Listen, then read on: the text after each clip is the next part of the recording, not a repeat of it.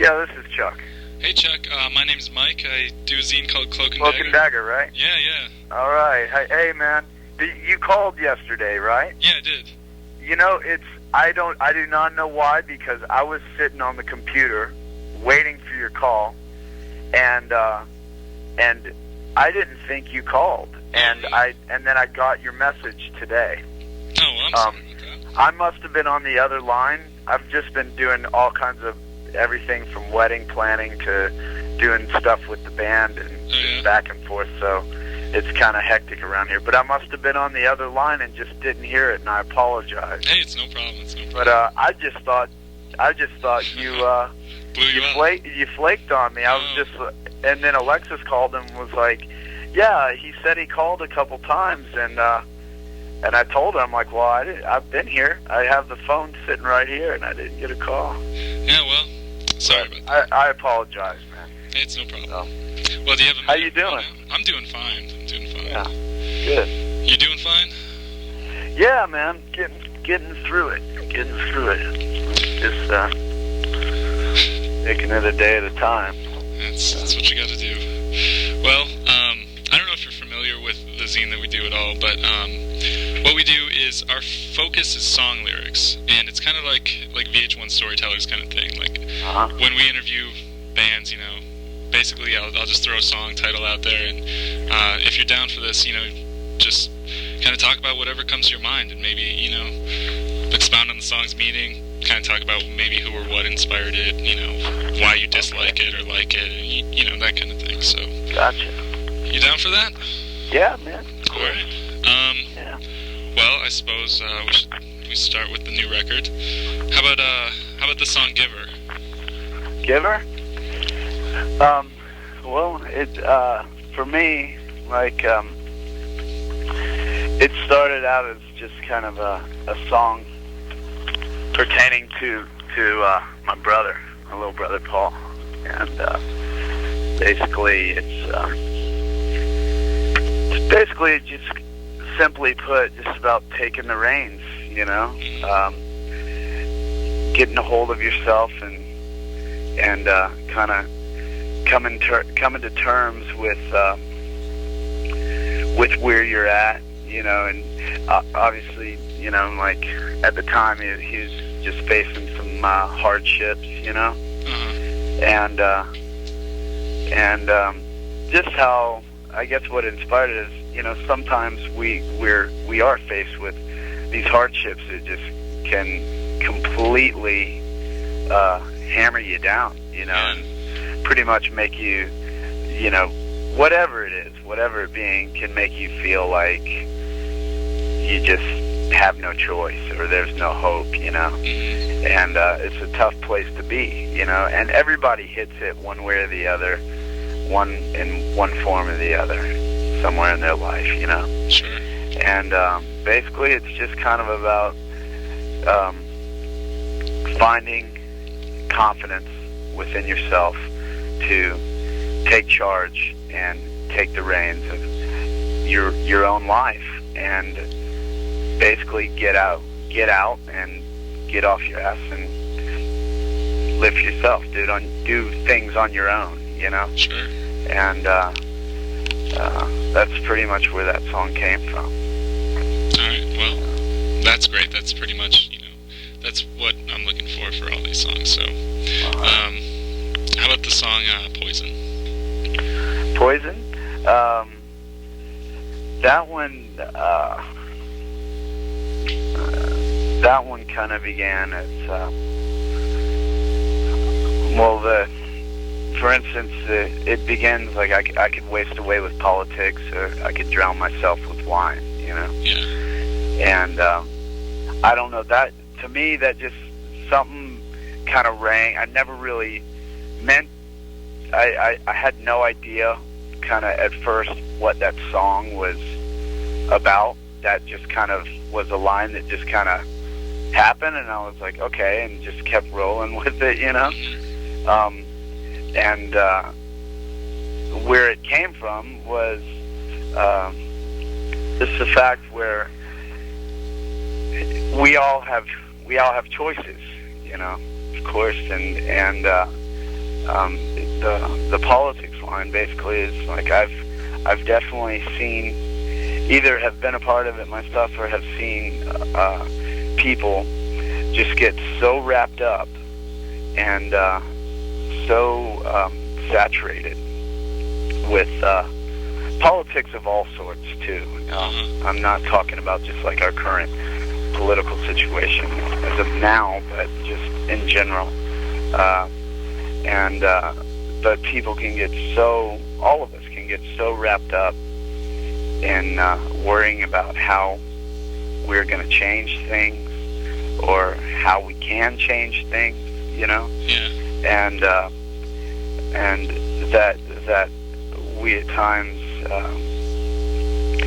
tend to not focus on ourselves, you know? I mean, the best way I can put it is I believe that, you know, people can change things, and I believe people can change societies. People can create movements to change a world, you know.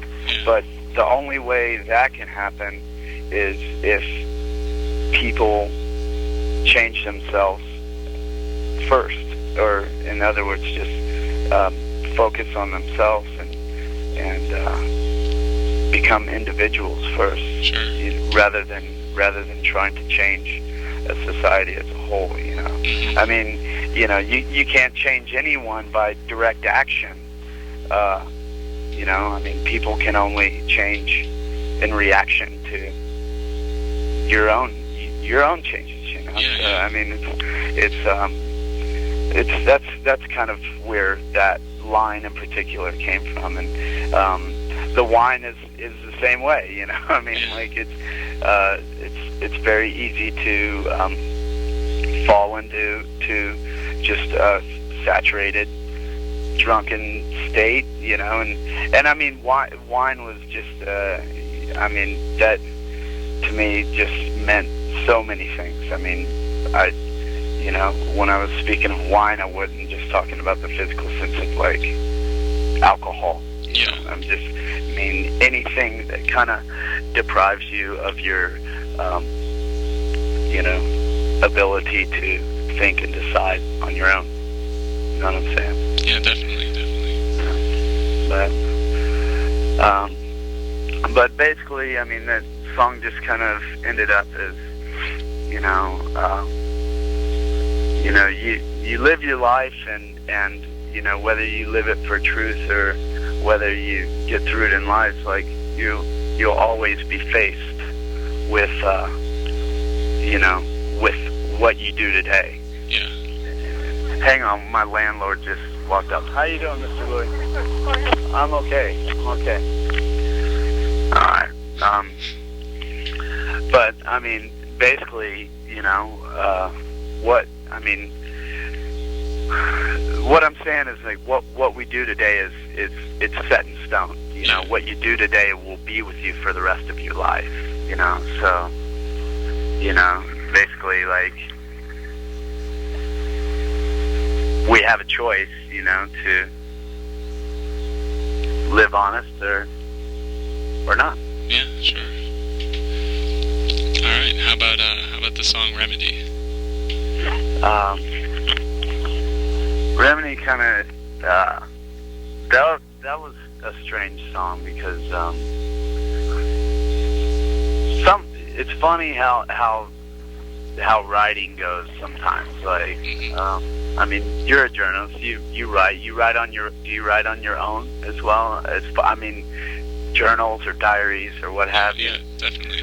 Okay, so you should understand what I'm saying when, like, sometimes you'll sit down and you'll write about something that happened to you 20 minutes prior, right? Yeah. You know, something that just affected you. In any way, however it affected you, it did something to make you want to sit down and write. Sure. You know, and sometimes you sit down to write, or you just sit down and you end up writing, and things kind of come out of you that you least expect, and sometimes it might be something that you've kind of held on to, or something that's rehashed, you know, like that's kind of obviously you've needed to deal with in one way or the other, and it ends up in that way, you know what I'm saying? Well, that's kind of how Remedy was. Like, it was just basically, for some reason, I just kind of started thinking about a time like when I was younger. When I was around 12 years old, I got a bunch of, I don't know, I was just crazy, rebellious little punk kid. I got a bunch of homemade tattoos, and that was a cool thing to do. Like me and my friend Chris Prather would sit around, you know, eating moon pies and listening to the Misfits and give each other tattoos, you know, and learn how to play guitar. Like that was what we did. And but anyway, all kinds of stuff happened. I ended up going. My parents put me away into this kind of like a long-term treatment center or program, you know, basically for, I mean, for it was just for troubled youth, but I mean, it was for kids anywhere from the age of 12 years old to people over the age of 18 that were Baker-acted, you know, or what have you, you know. But it was a non-profit organization, and it was kind of like a kids helping kids kind of thing, you know. Yeah. But anyway, regardless, hang on one second. Yeah, no problem. That's from, there's a dip there. That's water. What? That's water. That's what it's from? Yeah, it's from the dirt. But when it rains or when there's water there, the water collects right there. All right. Sorry about that. No problem. I got a crazy landlord. He doesn't speak a whole lot of English, and I believe he had a stroke last year, so he's having a hard time sometimes. Where were we? You were talking about, you know, the center, kids helping kids kind of thing. Yeah. So anyway, I was going through that, but anyway, when I was around 13 years old, my parents decided that they wanted me to have my tattoos removed, you know, and I agreed, you know. I mean, I was there to get better, and you know, what have you. I just wanted to move on in the program, you know. I wanted to get out, so I was doing everything. Just, you know, I rebelled for a while, and then I just started cooperating, you know. And I was in there for, you know, went through the program for about 14 months, and then stayed as like a peer counselor for another year and a half, like working there after that, you know. And but when I was 13, I decided, okay, I'll, you know, get them removed. And this was before plastic surgery, you know, or at least plastic surgery was just starting to begin, or I'm sorry, laser surgery.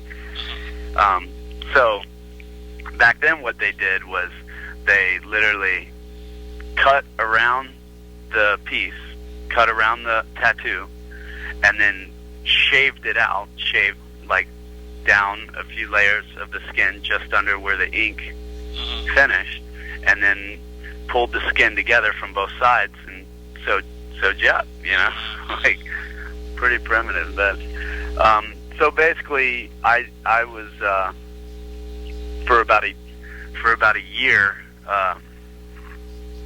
Well, I had one surgery, and like my arms were pretty much completely bound up, you know, where I couldn't really do much myself for about 2 months, and then I was very limited for another, you know, 4 months after that, and then I had a couple months, you know, to recoup, and then I had a second surgery and went through the whole process again, you know.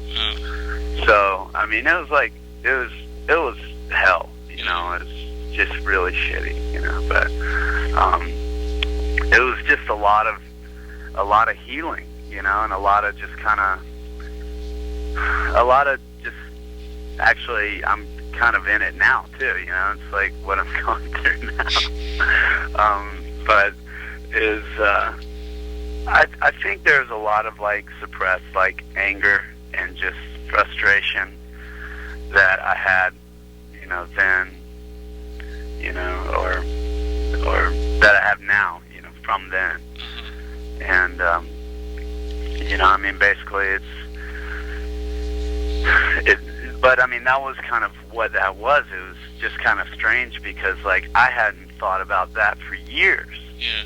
You know, and I've been getting, I have tattoos all over me now. I mean, I started getting tattoos again when I was, you know, 19 years old.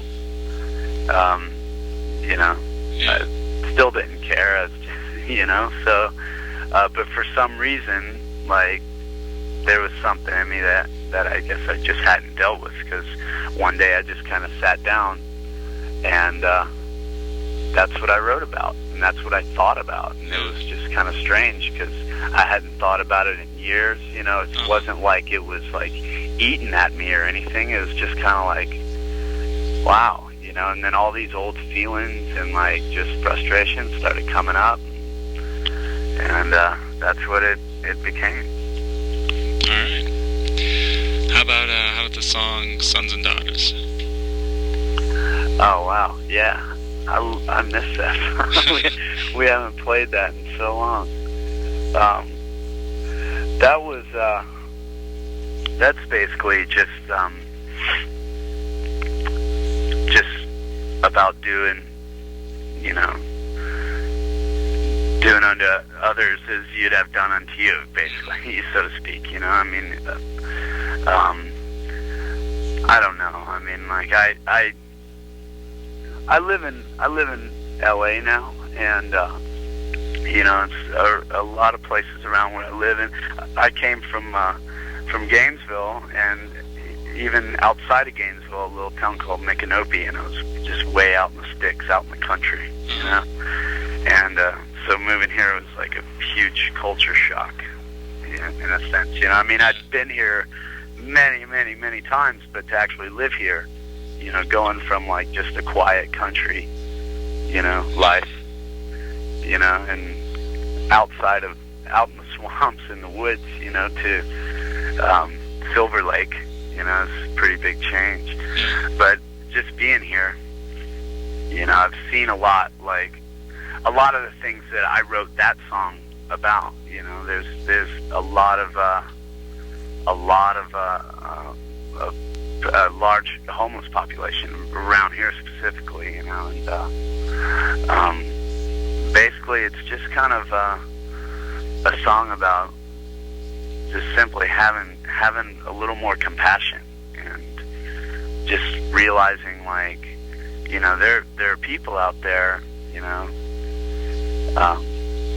that are in need of help, and sometimes the people that are truly in need of help are, you know, aren't even asking for it, you know. They're just there. And sometimes it's so easy to just become numb to that, and to just, you know, walk right by people like that and not even think twice about the fact that, you know, just like you or I, you know, they have a mother, you know, and yeah, they have a father, and, you know, I mean, like, they're real people. They're you know, they sweat and move and bleed just like anybody else, you know. But I mean, I think that you know, a lot of people just become numb to the fact that, you know, some people, whether it be something that happened to them along the way, you know, that inhibited them to work on their own, or if it's just plain old bad luck, you know. You know, people do fall into hard times, you know. And basically that song is just kind of like just letting people know, like, that it needs to be recognized more than it is, you know. like it's really easy to, and I'm not saying I'm innocent of it at all, but it's really easy to just kind of forget, Yeah.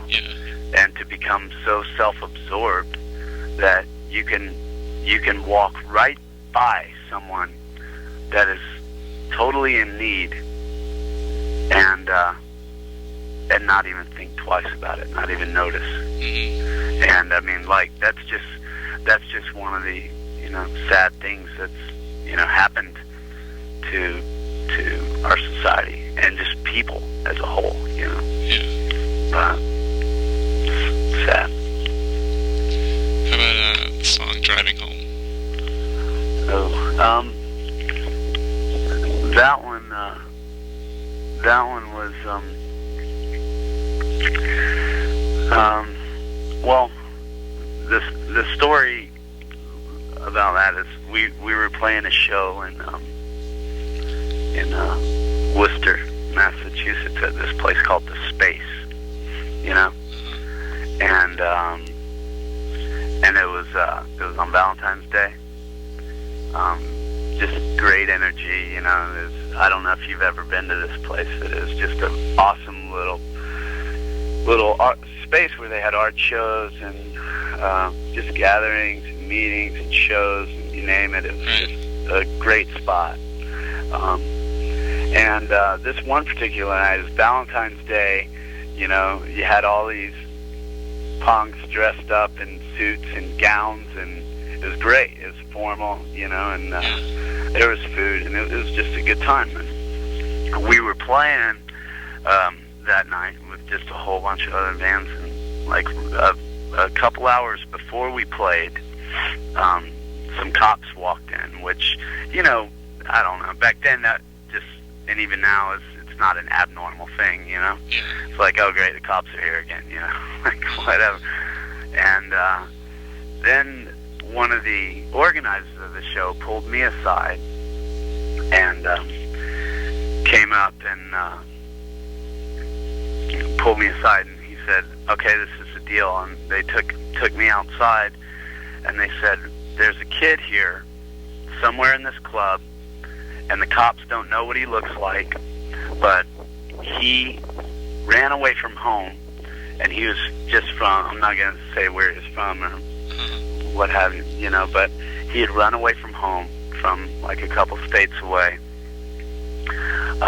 and he had come to this show to see us, and when he left home, he had left a suicide note, and he had said that he was going to come see us play, and then that he was going to do himself in.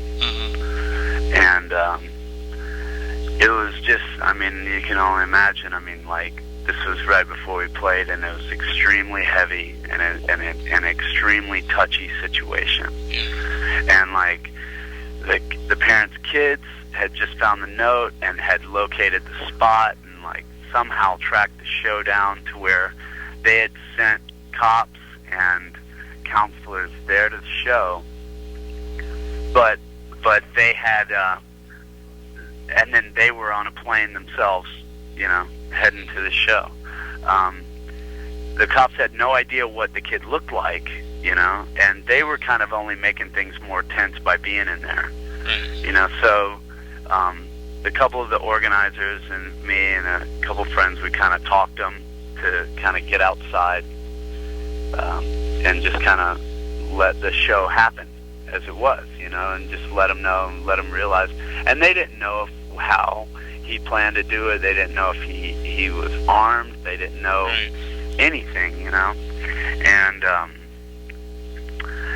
it ended up turning out really good, actually. Like, the parents flew in, we played the show, and they came in right after we had played, and they had found the kid, and they had took him outside, and of course the cops were just, just as they wanted to, took control of the situation, and came in and put him in cuffs and dragged him out, and did, and it was just very, just humiliating and uncomfortable.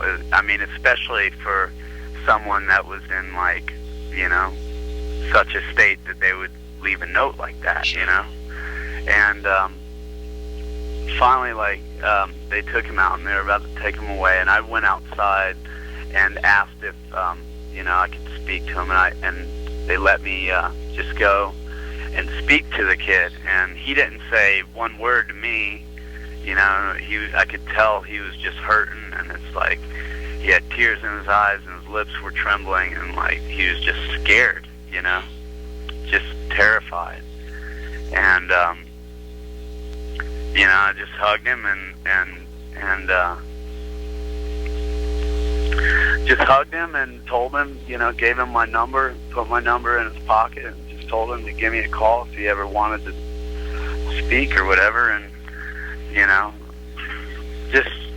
it just kind of brought up a lot of old feelings for me too, because you know, when I was you know, a little younger than him, like I had been in a lot of similar situations, you know, where I had, you know, thought extremely irrational thoughts, you know. Yeah. I thought about doing myself in, thought about killing myself, and I felt like I was at a point where it didn't matter what I did, that there was no way I could get out of the feeling or the situation that I was in at that time, you know. Yeah. And it's a really scary and real thing, you know, that this happens, and it's I think in that age range, especially in adolescent years, like it's very common, you know, like you know, everyone's faced with things or times that just can completely make us feel that there is almost no hope for tomorrow, you know. You know what I mean? It's like that feeling, like I mean, you would if you know, no one like confirmed you, you'd believe that the sun wasn't going to come up tomorrow. Right. You know, it's just like, okay, and you know, I mean, it ended up turning out really great. You know, I wrote that song like just after that night, and you know, driving back home, driving back to Florida. You know, the next like few days after that, and you know, it just brought up a lot of my old feelings, and like just, you know, I mean, I felt for the kid, and I felt for like all kids or people in general that feel that or come to those times, you know, because it's a real hard thing to deal with. I just, you know, the only thing I can ask is I just hope like kids realize like it's not the end of the world, you know, when simple things happen, you know. I mean, like at that age it may be something that is completely tragic and horrible and may feel like you're choking on your own heart, you know, but it's not the end of the world, and you know, everything does, you know, one way or the other have an outcome to it that leads you in other directions, you know. So it's not worth quitting, you know. But few months later, I mean, I thought about it on and off, and you know, I mean, like it weighed heavy for a while, and then I just kind of forgot about it, you know. Thought about it every once in a while, but just mainly kind of just came to terms like, well, I hope that kid's all right, you know. And a couple months later, or 2.5 months later or so, I got a call from him, and he was doing great, and he was just like, sounded great. He just seemed like on top of the world, and he had told me what had happened, or at least what had brought him to that state. And of course, he was talking about it like it was just another speed bump, in the way, you know, like just kind of another hurdle. Like, yeah, it was rough then, but I got over it, you know, and that just that hit home with me, man. Like that was huge, you know. Does he have any idea that song was inspired by him? I think so. Yeah. Yeah. I think so. Well, how about the song Where We Belong? Where We Belong? Yes. That was basically about just the time that I was just kind of in a hard relationship that, you know, well, I mean, when it was good, it was great, and when it was bad, it was just the worst that it could possibly be, you know. And like it just it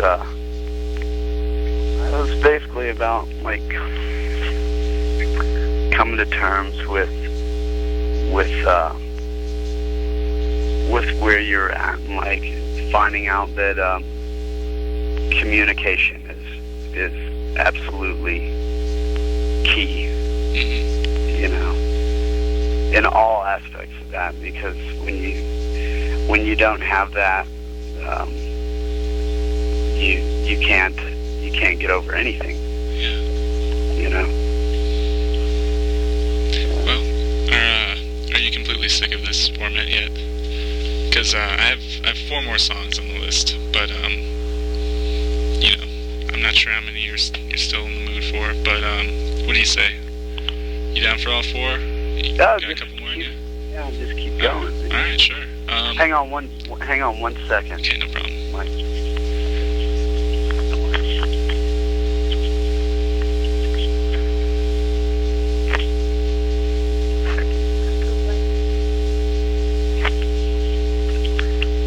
Go ahead, man. Okay. How about the song Better Sense? Better Sense. That was, that's a weird story. Yeah. I don't know. I guess I can begin by, it just, it's kind of just a long night. That they kind of took a bunch of us all out into these woods. You know, I mean, we had been at a show previous, and we decided to just go run around out in these woods out on Payne's Prairie, which is just this big open prairie right on the outskirts of Gainesville. Actually, it's the buffer right in between Micanopy and Gainesville. And we went out there, and you know, ended up staying out there for a while. And I don't know, I was just feeling, I don't know what was going through my head, but I just kind of deserted everybody and went off on my own, and didn't really worry about getting a ride home, even though, yeah, I mean, it was like a good 10 miles from where I lived, middle of the night, and I just didn't even think about getting home. So I took off into the woods, and you know, ended up shedding all my clothes, you know, shedding skin, and I don't know. I climbed trees, and I hung out in the woods till the sun came up, and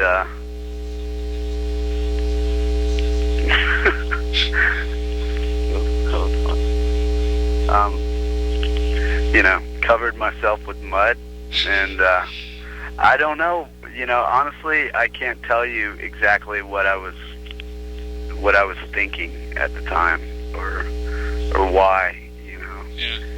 And you know, I wasn't wasted or anything, you know. I mean, I just, for some reason, that's what felt that's what I felt like I needed to do at this time. And I ended up staying out there, just up in the trees till the sun came up, and made my way down and found my clothes and hitchhiked back into town. And I don't know. I grabbed a piece of paper when I got home, and that's what I wrote. So I haven't looked at those lyrics in so long. I would kind of almost have to read them again to, run through it. But that's how that weird thing came about. All right. Well, it's really nice to get to interview you, and I'm doing Chris on Monday, so hopefully we can put together a nice little feature on you guys sometime. That's wonderful. Awesome. All right. The next song I have down here is the song Minnow. Yeah. Minnow. He was a good dude. He was a good guy. He was a really good guy. He was a hard worker. He was a good dad. He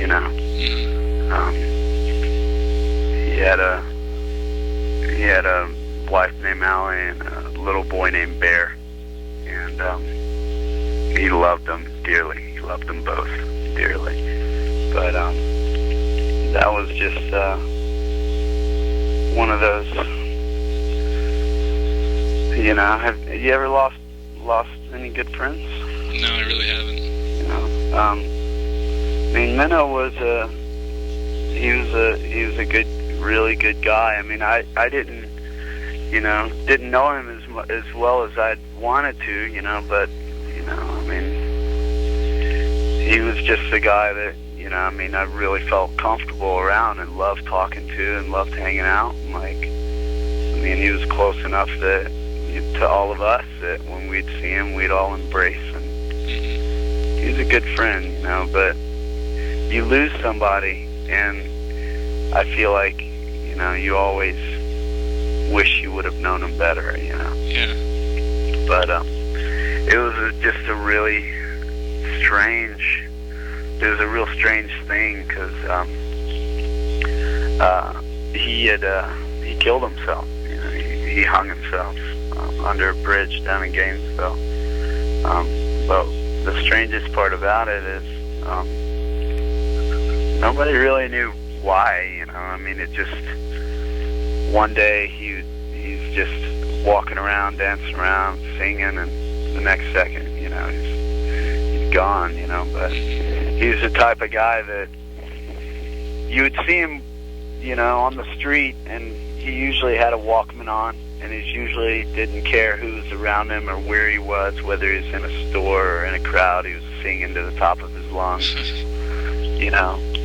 Sounded just horrible, Yeah. And he would dance. He would just dance like crazy, just walk down the street, and jumping on benches and dancing, and just in his own world. He just didn't care. I found out he had a kid coming, and he at the time he was on drugs, pretty heavy, and when he found out he had a kid on the way, he just cleaned up entirely. Yeah. Got 2 jobs, and just started busting ass and saving money, and all he talked about was his kid and getting a new place and this and that. And I don't know, one day I was just he didn't have a place. He was still he was squatting on this porch on 10th in Gainesville, and he had the week before he did himself in, he got me a job at the place that he worked, and I was all stoked, so I decided to go. I bought him a beer and went over to this porch where he was squatting, and we sat down and just talked and had beers, and he just told me all his plans for his new place, and he was talking about Bear, and he was showing me pictures, and showing me some little like things that he had held on to from his childhood that he was going to give to him and all that. And it was just a great time, you know, just hanging with him. And that was on a Saturday, and he was supposed to train me on Monday. And I went in on Monday to the place where he was supposed to train and asked where he was, and somebody, you know, told me what had happened, and like he had killed himself on Sunday. And it was just really odd, you know, because just 2 days before I'd been sitting with him, drinking beer with him, you know, listening to all his plans, you know, and he was on fire, man, you know, he was totally on fire, just so excited, just glowing, you know, and that's what screwed me up the most. That's what confused me the most. Right. It's just like, how did, you know, it's just unexpected. I mean, things like that are always unexpected, but how one person can just be on top of the world 1 second and then, you know.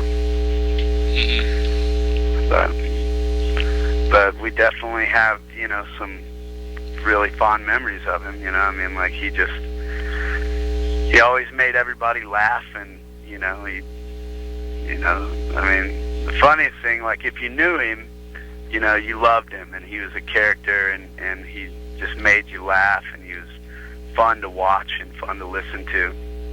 And the people who didn't know him were usually terrified of him, you know. Because, I mean, like, he was just covered in tattoos and had a crazy mohawk and, like, was missing teeth, and he had, like, Charles Manson eyes, you know. And, like, you know, he's always scruffy and just wearing fucking crazy clothes, you know. But he was just a good guy at heart, you know. But he's missed. All right. How about the song 220 Years?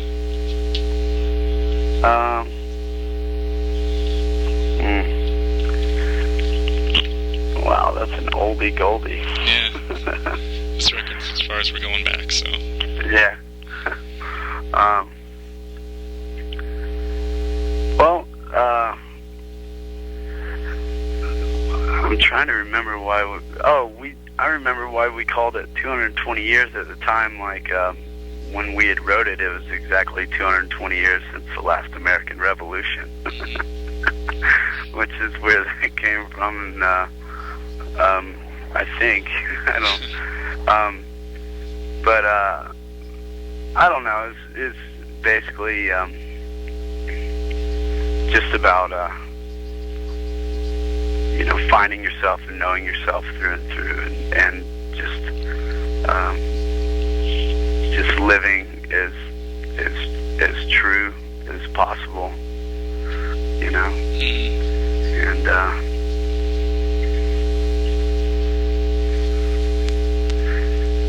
just not really, you know, not really caring about what you should be, or, you know, what people tell you to be, you know.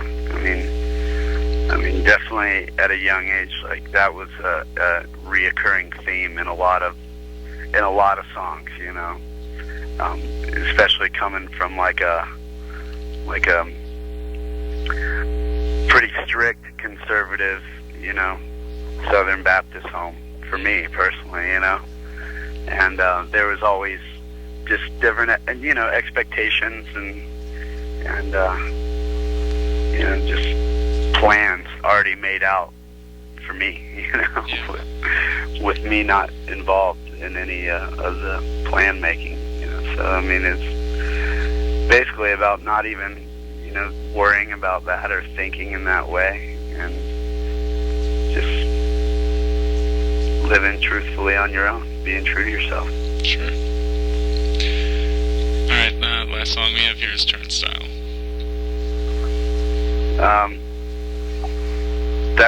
kind of along the same lines. Yeah. Yeah. But it's more so just about completely letting yourself go. In terms of just mostly like fears, not letting like any fears that you have inside you hold you back from what you truly want to do or where you truly want to go. As simple as that. All right. Are there any songs that we didn't cover that you want to talk about? No. I mean, that was great, man. Yeah, this is one of the best ones we've done so far. So I'm really looking forward to putting it together. Wow, there's still exciting. There's still a few questions left, just real quick ones. Yeah. All right. I know your name and your location. You're in Los Angeles now, right? Yeah. You said? Okay. And how about, do you have a list of bands that you past and present? For me? Yeah, for you. Just like favorites? No, bands you played in. We'll get to that.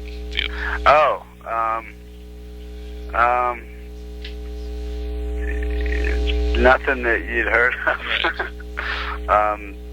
I think I've only been in, let's see, my first band was HCA, House Call Abortions.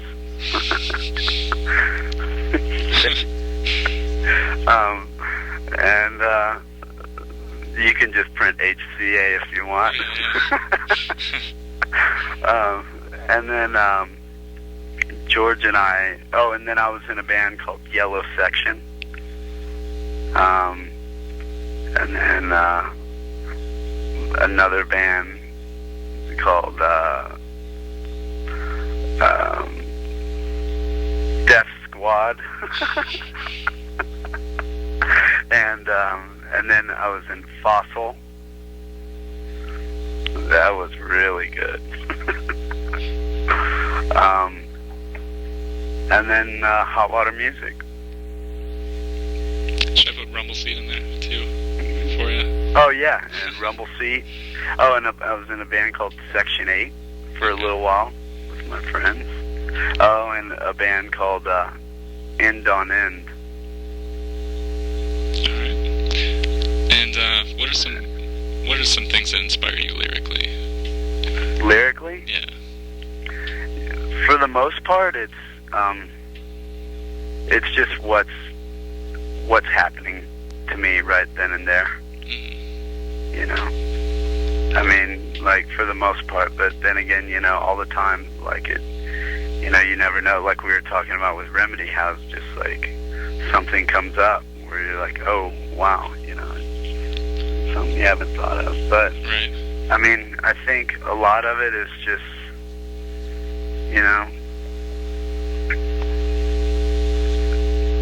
just everyone like that really touches my life, from my fiance to my parents to my brother, to the bands that we play with, and good friends, and the guys that I play with, and as well as neighbors that give me a hard time about parking spots, Yeah. like, everything, I mean, it's kind of a hard question because, I mean, it just, you think about all the changes that happen to you from the moment you wake up to the moment you lie down, and all the different moods that you go in and out of, and just the different things that you experience. And, one way or the other, like, everything affects you, every single person that walks in front of you, and, or, every little detail, that you notice, everything that happens in our society, or, within our government, or you name it, just whether it affects you positively or negatively, like, it touches you, it affects you. Yeah. Therefore, believe that it's worth writing a song about. If it moves you, then it's worth it to translate it into music. Sure. All right. Who are some of your favorite songwriters? Some of my favorite songwriters? Yeah. Well, first and foremost, it would be the three guys that I play with. Mm-hmm. Frankie Stubbs,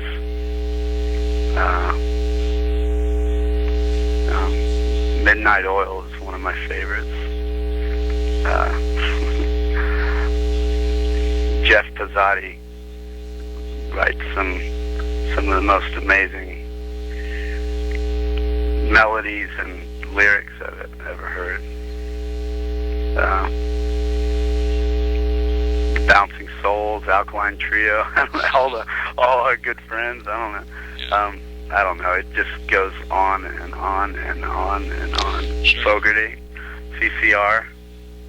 I know you guys do a Springsteen Beethoven. song, or you did a Springsteen song for that No Idea comp. Yeah. Yeah, and Great. we're actually, one thing we want to do next year is we want to try to get as many of these songwriters that we've interviewed. We're trying to put together a Springsteen tribute. Oh wow. Yeah, so I don't know. Pretty amazing. I don't know if that's something that we could arrange or something. But if you and No Idea would be cool with having that song reappear on it, we could work something out as far The as No Surrender song? Yeah. Yeah, that would be amazing. I'd love it. Yeah, well, we would love to have it. So, I'm in touch with Tony at No Idea quite a bit, and I don't know. Who knows what next year will bring, but we'll see about that. Keep in touch with it. Sure. That'd be pretty cool. Okay, what are some of your favorite lyrics? None of your own, of course. A lyric called it's by Frankie Stubbs, actually. Mm. And it's from a song called Do the Right Thing off of a record called Mush, and the lyric is, don't ever underestimate the underdogs. They'll beat the world and come back for more. They'll dance and they'll romance and drink the night into a coma. Nice. I always thought that was kind of cool. Is there any one artist you'd like to talk to about song lyrics?